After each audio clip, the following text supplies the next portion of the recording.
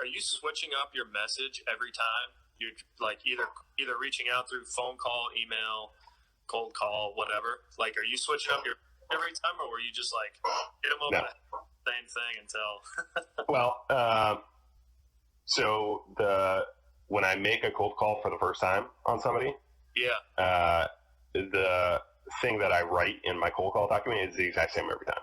Okay.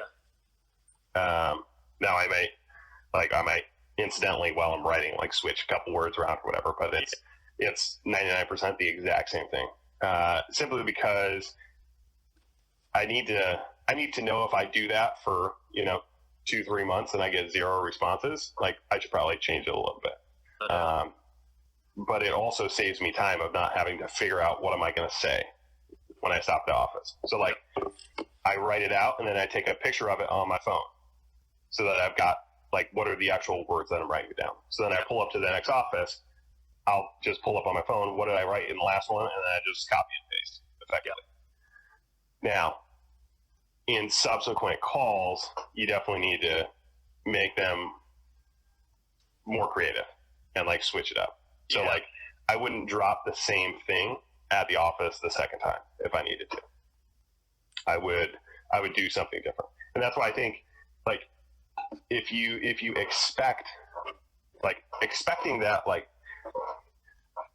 I've heard some like sales gurus, let's call them, say like you got to expect to get a deal every time. You got to expect to get a sale every time. Like, well, that doesn't seem like the right approach to me. And the reason it doesn't seem like the right approach to me is that I know 99% of the time I'm not even going to be able to see the person. So if I know, like, it's just sales reporting and sales data that they figured out between 5 and 8 calls or touch points is usually when you make a sale or at least get in front of the customer. And that's just general sales information. That's not necessarily med device specific. But if I know that I'm planning for every person, I'm going to have to call on 5 times or 6 times or 7 times or 8 times. That allows me to plan out and map out. Well, I can't just throw up every single thing I have the first time because I've got to have a reason to come back. So like if you got a total joint surgeon that does knees and hips, like I would not drop a knee and a hip brochure the first time. Why? Because at least I can give him something different the next time.